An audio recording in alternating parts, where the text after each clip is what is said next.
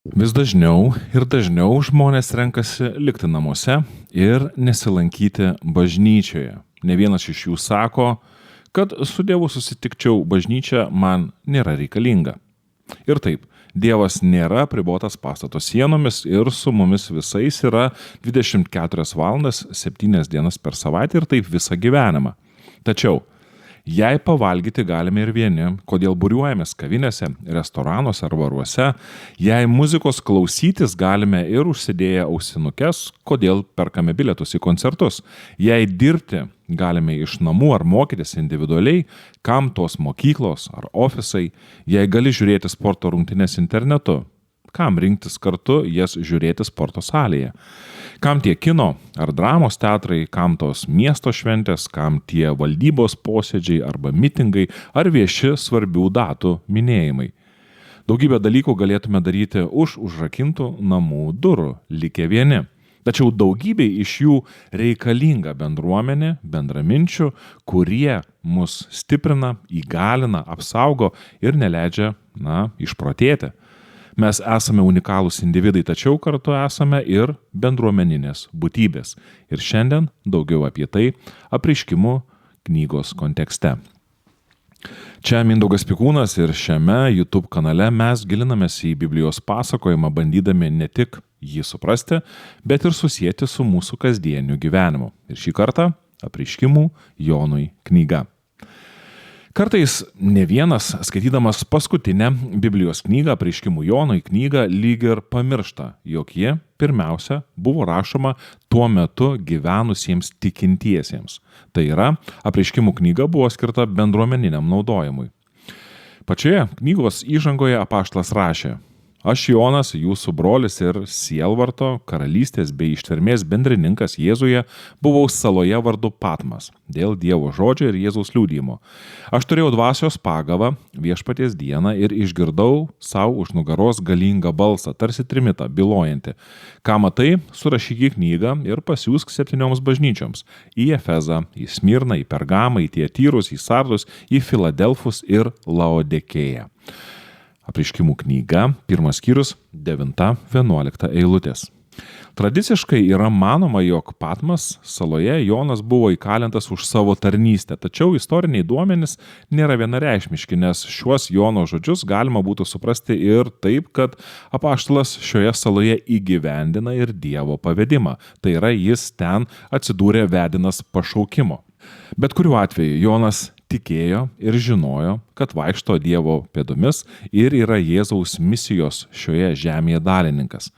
Šiandien norėčiau atkreipti jūsų dėmesį į keletą įdomių momentų, kuriuos mini apaštalas savo įžangoje 7 bažnyčioms adresuotame laiške. Pirmiausia, Jonas rašo, jog Patmos saloje buvo dėl Dievo žodžio ir Jėzaus liudijimo.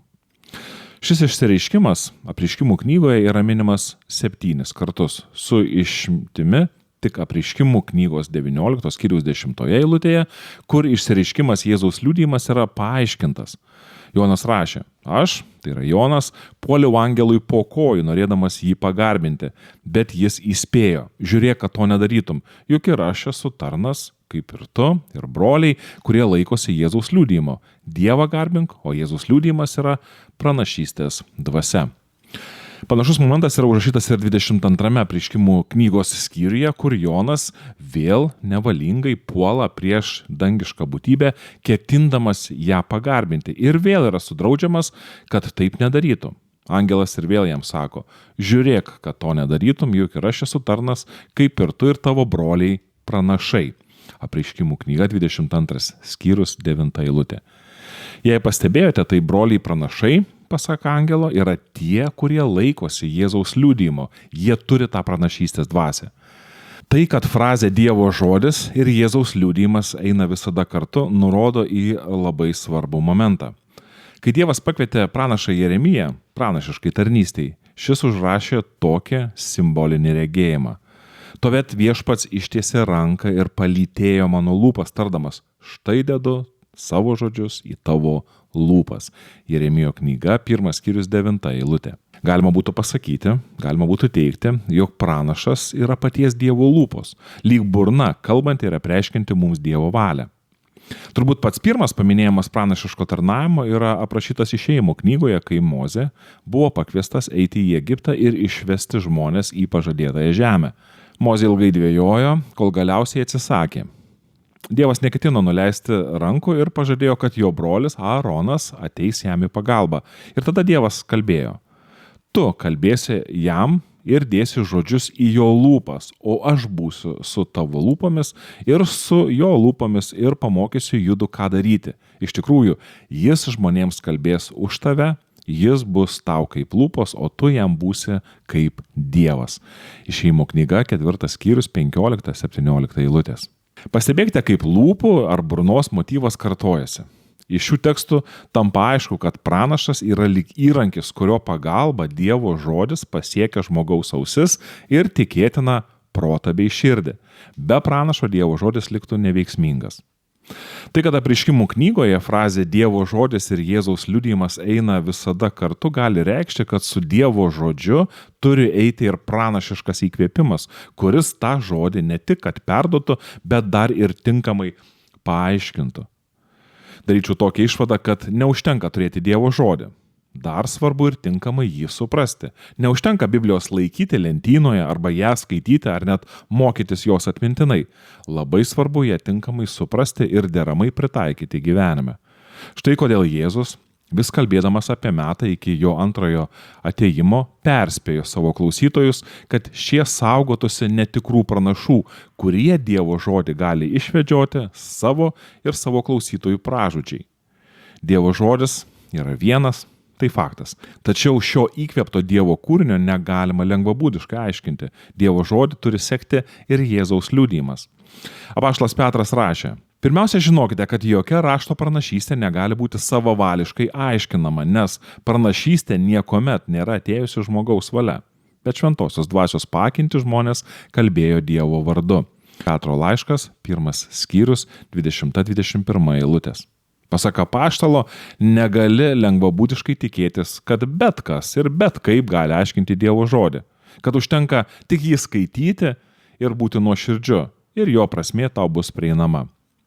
Žinoma, reikia ir nuoširdumo, ir noro skaityti Bibliją, tačiau reikia ir atidumo bei nuolankumo. O tai reiškia, turi būti ir Dievo žodžio apmąstymas, įsiklausant į tai, ką sako kiti. Dievo žodis buvo įkvėptas dvasios ir todėl neatsitiktinai Jonas vis kalba, kad su Dievo žodžiu turi eiti ir Jėzaus liudijimas, kuris ir yra pranašystės dvasia. Tai yra, su Dievo žodžio skaitimu turi eiti ir įsiklausimas, ir interpretacija. Kai kam ši mintis gali nuskambėti kiek grėsmingai, lyg Dievo žodžio neįmanoma suprasti be kokio nors pranašo pašonėje. Pirmiausia, jau pačioje Biblijoje yra apstu pranašų raštų, kurie yra laikomi įkvėptais. Ir mes pasitikime jų turiniu. Mes jau turime nemažą bendruomenę, 66 Bibliją sudarančių knygų asmenyje. Tai reiškia, kad mes nesame palikti vieni, jei savo rankose laikome Bibliją. Ji pati, kaip biblioteka, mums siūlo į dalykus pažvelgti ne iš vieno taško. Taigi mes jau pačioje Biblijoje galime matyti, jog Dievo žodžio supratimas yra ne individualus, bet bendruomeninis reikalas. Tai yra, augdami Dievo pažinime, mes nesame vieni. Bet yra ir antras dalykas, kuris yra tolygiai svarbus, ir tai yra bendruomenė arba bažnyčia. Kalbėdamas apie tvarką krikščioniškoje bendruomenėje, apaštalas Paulius rašė: iš pranašų tekalba 2 ar 3, o kiti tegul apsvarsto. Bet jei kitam sėdinčiam kas apreiškiama, pirmesnysis tegul nutyla, juk jūs galite po vieną visi pranašauti, kad visi pasimokytų ir pasiragintų. Pranašų dvasinės dovanos yra pranašams klusnios, nes Dievas nėra sumaišties, bet santarvės Dievas.